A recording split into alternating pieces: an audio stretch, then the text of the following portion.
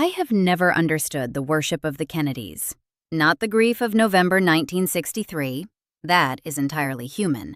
And the footage of a 3-year-old boy saluting a coffin will break your heart every time, regardless of what you think about the man inside it. Not the nostalgia for a moment in American history when things felt possible in a particular way, but the worship.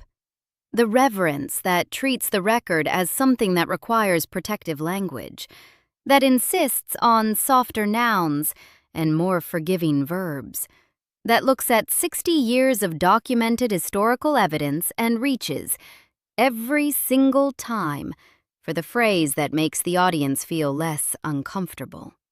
Watch a Kennedy documentary. There are dozens, on YouTube, on streaming services, cycling through History Channel at 2 in the morning, and pay attention not just to what is said, but to how it's said. Track the vocabulary, count the words, notice the ones that don't appear. He was fond of women. He had a complicated personal life. He found diversion outside his marriage. His were the appetites of his era, the behavior of a certain kind of man in a certain kind of world. You have heard some version of this language your entire life if you have watched a Kennedy documentary. The words are designed to blur. They work because the audience doesn't know, in the moment, exactly what word is being substituted or what it is being substituted for. The blur feels like perspective. It feels like historical context. It feels like a mature understanding that powerful men of that generation operated under different social rules. What it actually is? A 60-year editorial choice. Active, consistent, and deliberate. Audiences have been noticing this for decades. Not historians, not journalists. Ordinary people watching these productions and feeling a low-grade discomfort they couldn't fully name. The sense that the narrator's vocabulary had been carefully curated, that the description they were hearing didn't quite match the description they would give if asked what happened. Comment sections on Kennedy documentaries are filled with this. The instinct that something is being managed. The frustration that the plain English word infidelities, adultery, betrayal is never the word that gets used. Those instincts were correct. The plain English word isn't wrong, isn't sensational, isn't unfair. It's what historians use. It's what biographers use. It's what everyone uses except the documentarians who decided their audience requires something gentler. This is a prosecution of that choice. Begin with what the record shows. Not tabloids, not rumor, not contested allegations from a single anonymous source. The documented, sourced, cross-verified historical record that biographers, FBI files, Senate committee proceedings, White House gate logs, and participant memoirs have established across 6 decades. Judith Campbell Exner met John F. Kennedy through Frank Sinatra at a dinner at the Sands Hotel in Las Vegas in 1960. This is confirmed across multiple independent sources.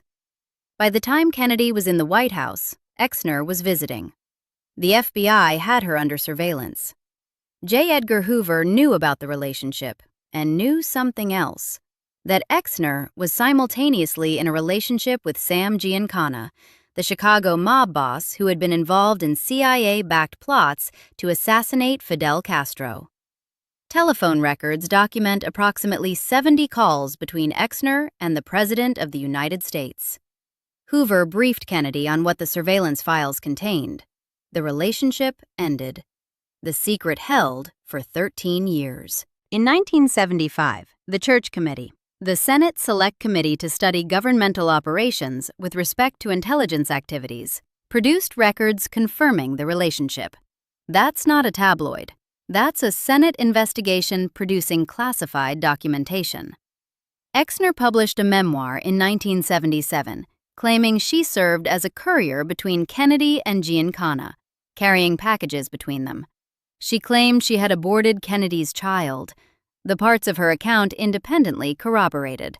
The FBI surveillance, the phone records, the church committee findings are in declassified government archives that anyone can request. In the summer of 1962, Marion Faye Beardsley, known publicly as Mimi Alford after her 1964 marriage, arrived at the White House to begin an internship. She was 19. Kennedy was 45. The relationship began within days of her arrival and lasted 18 months. When Dalek's 2003 biography, An Unfinished Life, brought the relationship to public attention, Alford confirmed it publicly, saying she had been involved in a sexual relationship with the president from June 1962 to November 1963, a subject she had not discussed in more than 4 decades. She discussed it in full in her memoir, and what she described beyond the basic relationship is worse.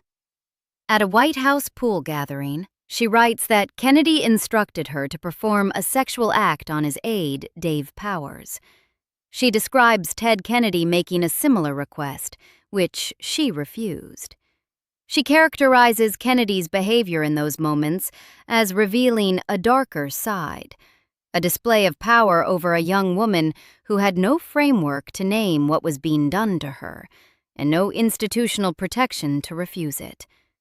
The man was the President of the United States. Mary Pinchot Meyer was an artist, a divorcee, a friend of Jackie Kennedy's. The two women had been social acquaintances since the mid-1950s, when Kennedy and his wife lived next door to Mary and her then-husband in Washington.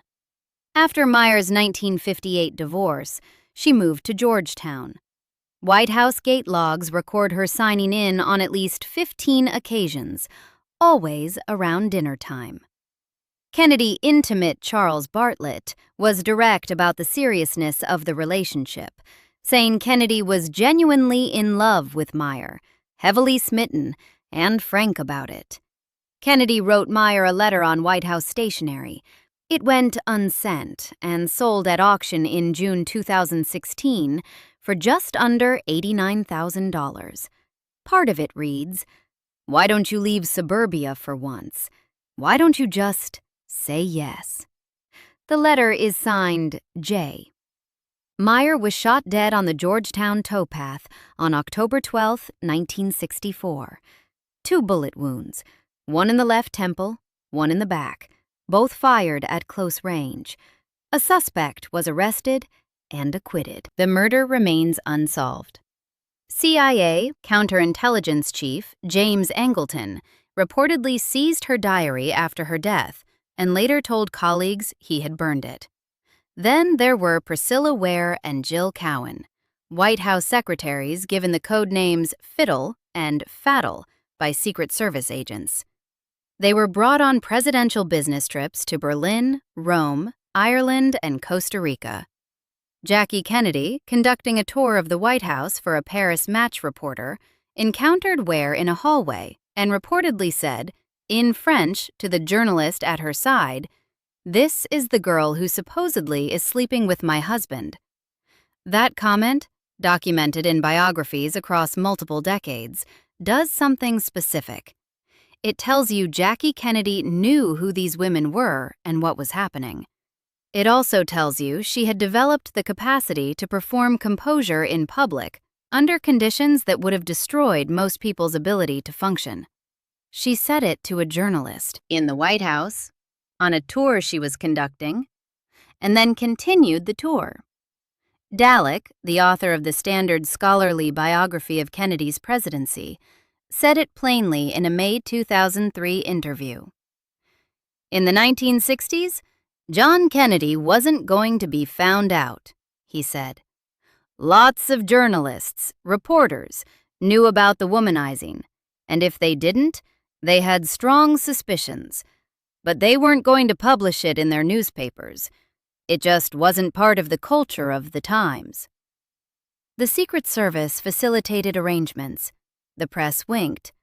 J. Edgar Hoover held the files. And all of this, the FBI documentation, the church committee records, the sealed oral histories, the gate logs, the unsent letters sold at auction, gets described in documentaries as fond of women, a diversion, a kind of male charisma. Understanding how the language got this soft requires going back to one specific evening in November 1963. 1 week after the assassination, Jackie Kennedy picked up a phone and called Theodore H. White. White was a Pulitzer Prize-winning journalist who had favorably chronicled Kennedy's campaign in the best-selling book, The Making of a President, 1960. She invited him to the Kennedy family compound at Hyannisport. Life magazine held its presses for the story. During a 4-hour interview, Jackie returned repeatedly to one image, her husband's love of the Broadway musical Camelot and its closing lyric. "There will be great presidents again," she told White, "but there will never be another Camelot."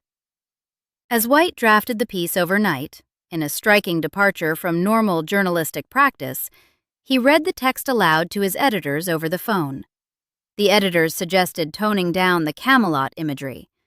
Jackie insisted the references remain. The resulting essay, For President Kennedy, an Epilogue, ran in Life on December 6, 1963, and fixed a mythology in the American imagination that hasn't fully loosened in 60 years. White later acknowledged he had allowed himself to become Kennedy's instrument in labeling the myth. History.com's description of what happened is unambiguous. Jackie Kennedy consciously shaped her husband's legacy. She had called the journalist. She had introduced the Camelot framing. She had edited the copy. And then she required that White's original interview notes be withheld from public access until after her own death, a condition he honored when he donated the notes to the JFK Library in 1969. Jackie died on May 19, 1994. The notes were released that year. This isn't conspiracy. It's documented archival history, confirmed by the library's own records. The notes exist. The condition of their release is on record. Jackie Kennedy made calculated decisions, in the week following her husband's murder, about how history would describe him. The myth she constructed served her children, protected her public image, and, incidentally, usefully, made any accounting of JFK's actual conduct feel like an assault on a grieving widow. That framing has been extraordinarily effective for 60 years. The apparatus she initiated wasn't operated by her alone. She couldn't have done it alone, and she wouldn't have needed to. The press corps had been doing the protective work since Kennedy entered public life. The gentleman's agreement between the White House press corps and the Kennedy administration wasn't metaphorical. It was practiced and enforced. Bobby Kennedy regularly picked up the phone to get editors to kill unflattering stories. Biographer Smith documents that even when JFK's conduct reached the level of documented national security risk, as it did with Judith Campbell Exner's mob connections, the press still stayed quiet. Hoover had to be the one to walk in with the files, because the press wasn't going to deliver them. When Seymour Hersh attempted a full reckoning in his 1997 book, The Dark Side of Camelot, the apparatus demonstrated how durable it had become. Hersh is the journalist who broke the My Lai massacre. He isn't someone who flinches at difficult subjects. His book's reception was almost entirely about discrediting the messenger. NBC had been developing a connected documentary and walked away, citing concerns about forged documents that had entered Hersh's research, documents that don't appear in the book itself, but whose existence was used to contaminate everything around them. On the Today Show, Hersh submitted to 2 full days of questioning. Matt Lauer asked him, "Do you think you were blinded by the desire to tell a sordid tale?" The framing of that question is the apparatus speaking. Not, how do you respond to the documented FBI records? Not, what does the Church Committee evidence show? But, were you blinded by your own desire to harm the Kennedy image? Former Kennedy aide Theodore Sorensen called the book a pathetic collection of wild stories. Arthur Schlesinger Jr. grouped Hirsch with Oliver Stone. The claims independently corroborated by government documentation, the Exner affair, confirmed by the Church Committee and FBI files, the Intern affair, confirmed by Dalek's 2003 biography, were treated as equivalent to Hirsch's most speculative assertions, and the whole package was labeled tabloid. That technique, contaminating documented fact with contested speculation so both become suspect, is standard apparatus operation. It doesn't require a conspiracy. It just requires people with shared interests making the same editorial decisions. Before the hardest part of this argument, something worth separating out clearly. A great many people genuinely love Jackie Kennedy, not as a symbol of Kennedy mythology, but as a specific person who did specific things that deserve respect independent of her husband. Those people are right, and the apparatus exploits their affection by fusing it with something it doesn't actually have to be fused with. In 1961, as First Lady, Jackie created the White House Fine Arts Committee, hired a professional curator, and initiated a congressional bill establishing that White House furnishings would become Smithsonian property rather than available for departing presidents to take home.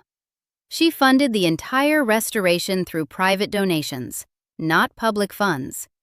She published the first White House guidebook, whose sales paid for additional acquisitions. She hosted poets, scientists, musicians, and artists at state dinners.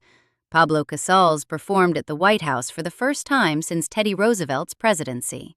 She spoke French, not because it was decorative, but because it functioned diplomatically in ways that mattered. When she visited Paris, Khrushchev asked to shake her hand before Kennedy's.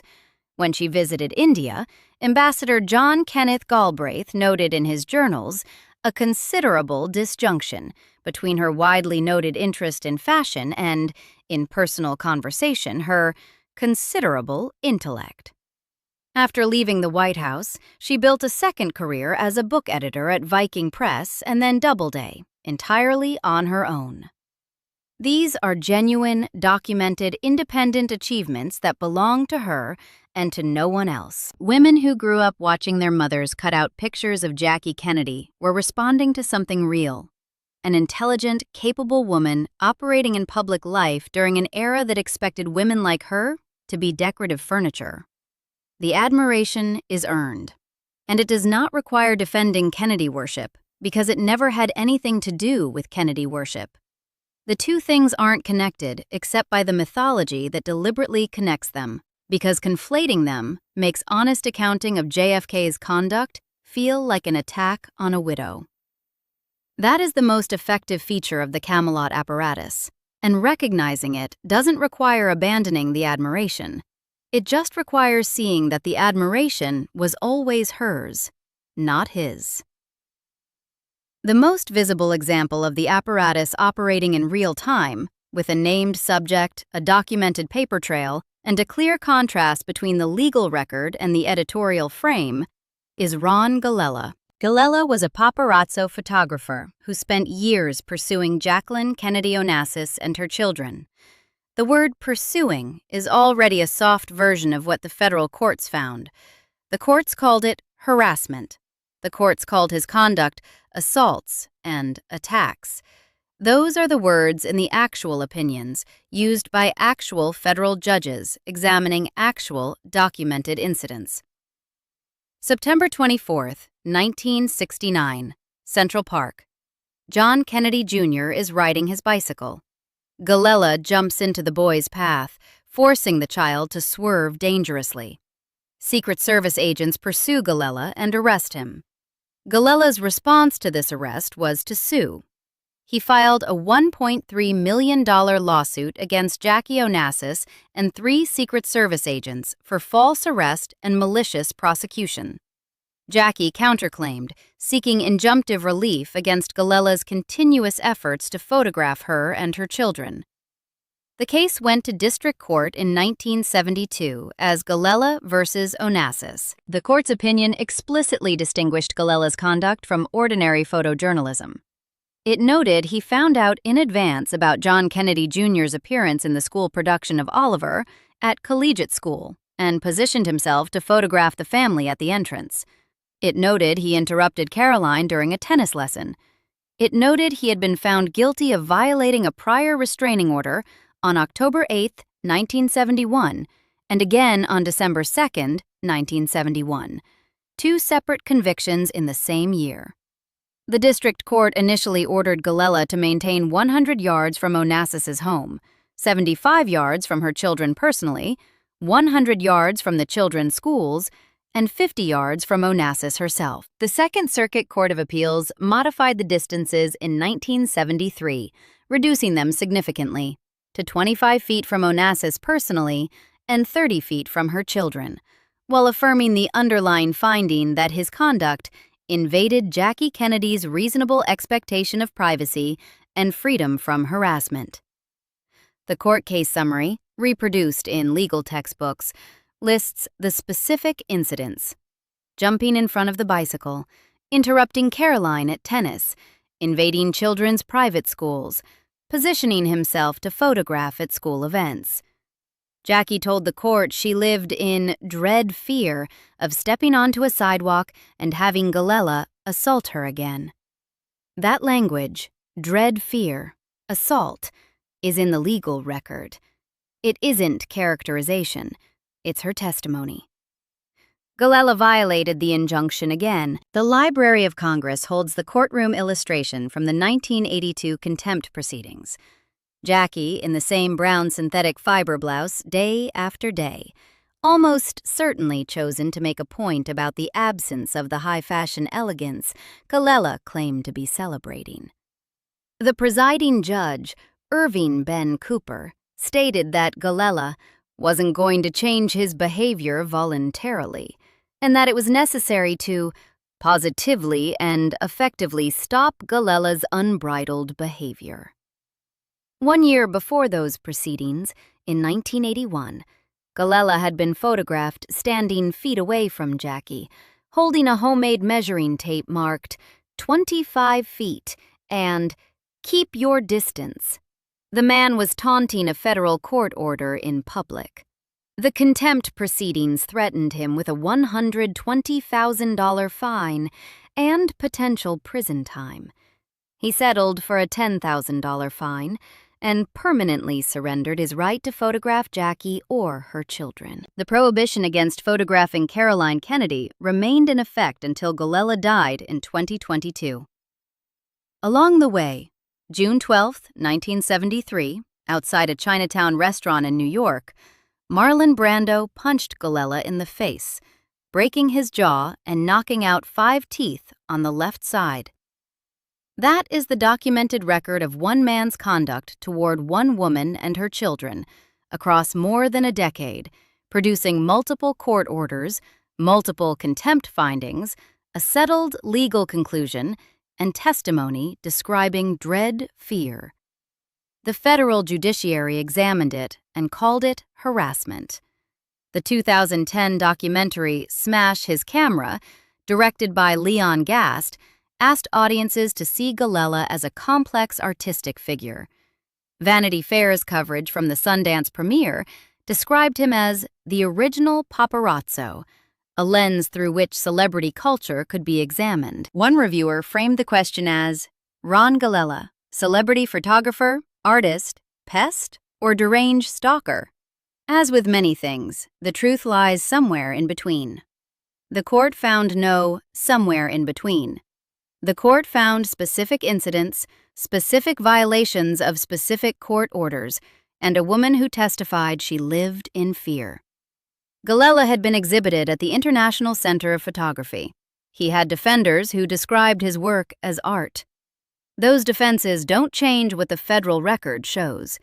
They just illustrate what happens when the apparatus is offered a man with a harassment conviction and a homemade measuring tape, and decides the interesting story is about his artistic complexity.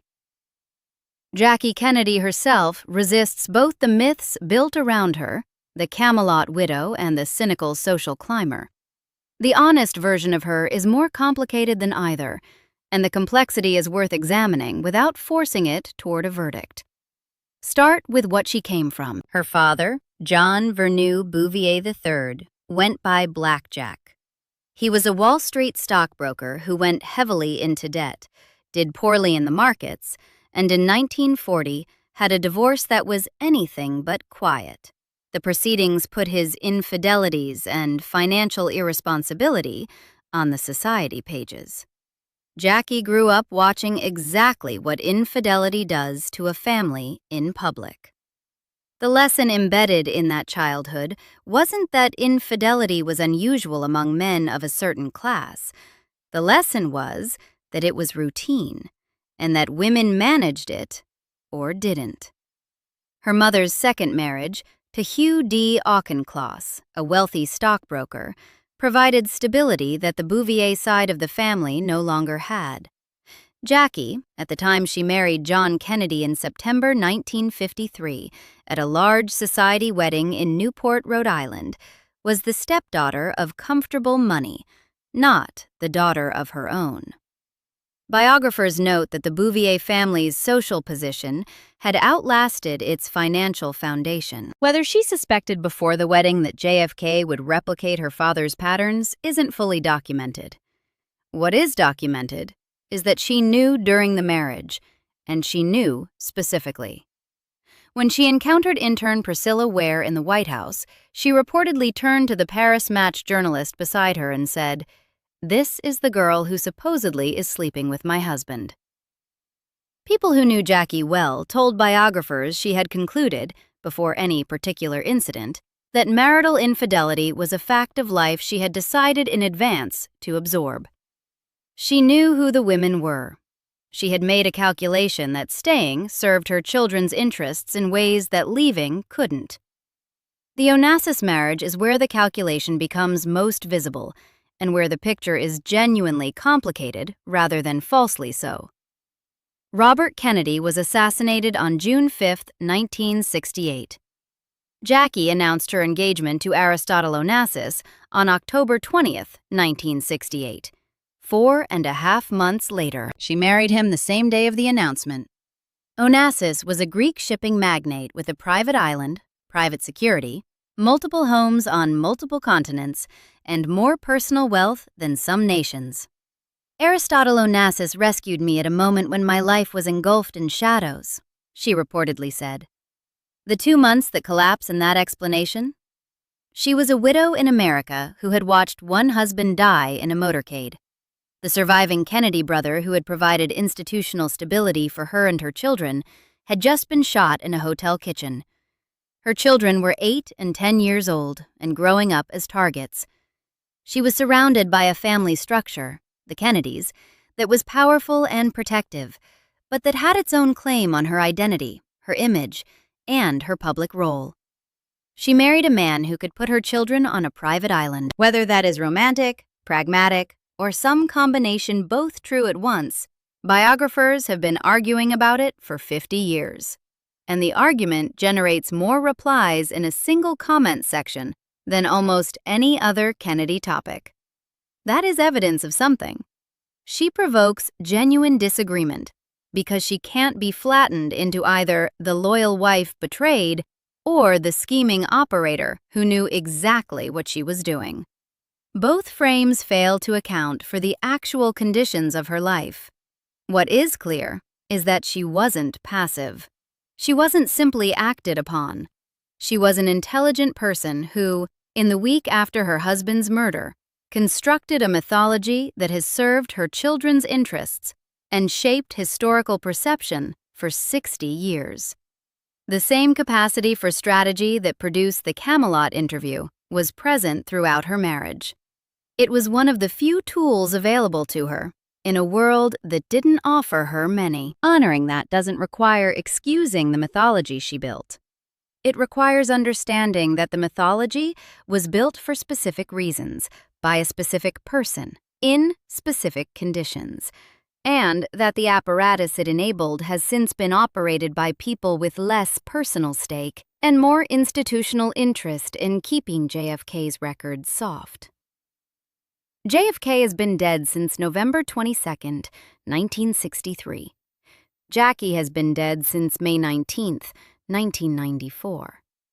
Judith Campbell Exner, who confirmed the mob-connected affair to a Senate committee in 1975, died in 1999. Mary Pinchot Meyer was murdered in 1964. The Secret Service agents who facilitated the arrangements, the reporters who sat on what they knew, the editors who took Bobby Kennedy's calls, nearly all of them are gone. The apparatus is still working. Every Kennedy documentary produced in the decades since the record was established makes editorial choices. Every narrator who describes JFK's conduct toward the women around him reaches for language. The language they reach for still consistently tends toward the soft end of the available vocabulary. Not universally.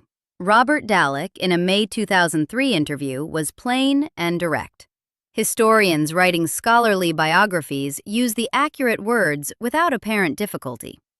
Journalist coverage of Mimi Alford's memoir in 2012 named what happened clearly enough. But documentary narration, as a genre, as a form, has maintained a particular attachment to gentler phrasing when the subject is Kennedy specifically. Academic sources confirm the pattern goes back to the beginning. Kennedy's personal conduct was described in contemporary media coverage with what one scholarly study called euphemisms about the eligible bachelor, language deployed even while he was a senator, before anyone was protecting a legacy, simply because it was the vocabulary a deferential press used for powerful men. The euphemisms of 1960 became the template for the euphemisms of 2020. 60 years of Kennedy documentaries all reaching for the same dictionary, and nobody asking who originally wrote it. The people who maintain the apparatus aren't necessarily conscious of maintaining it. Most of them are simply operating within genre conventions that feel like professional standards. The instinct that documentary narration should be measured, that plain condemnation is tabloid territory, that the narrator's job is to present complexity rather than reach for verdict. These conventions feel neutral. They're not neutral. They are inherited from a specific historical relationship between the Kennedy family and the journalists who covered them, and they do specific work every time a narrator chooses fond of women over the accurate alternative. Caroline Kennedy controls significant access to family archives.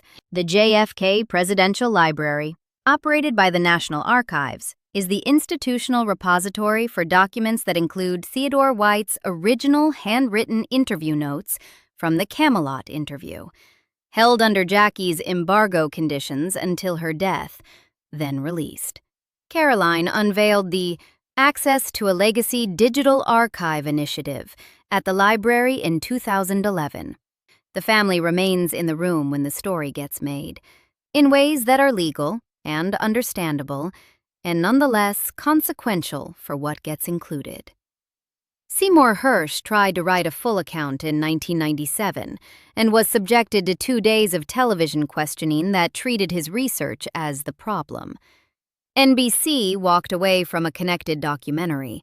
The coverage of Kennedy's conduct, when it surfaces, almost always ends up being about something adjacent, about press culture, about changing standards, about the complexity of historical judgment, rather than about what the record actually shows. The apparatus redirects. The viewer who watches one of these productions and feels a low-level discomfort, the sense that something is being carefully managed in the narration, that the vocabulary has been chosen, that the plain English word is conspicuously absent. That viewer is reading the text correctly. The discomfort is the appropriate response to narration that is doing real editorial work in plain sight, using softened language to make a specific version of events feel like the only reasonable version. The vocabulary that was always available, infidelities, adultery, serial, documented, confirmed. Historians have used those words for decades without controversy. because they are accurate. What takes 60 years isn't the arrival of the words. They were always there, in Dalek's biography, in Alford's memoir, in the church committee records, in the Galella versus Onassis court opinions, where a federal judge described a man's conduct toward a woman and her children as assault. What takes 60 years is the willingness to use plain English in the places where plain English has been deliberately avoided. The instinct that the worship was wrong, that it required language you weren't being given, that something in the narration didn't match the record, was never wrong. It just needed a framework. Now it has one. The apparatus made it. The apparatus left its fingerprints on every soft word it chose, every plain word it avoided, every documentary it framed around complexity when the record wasn't complex. The fingerprints are there for anyone who looks. Subscribe for more stories like this.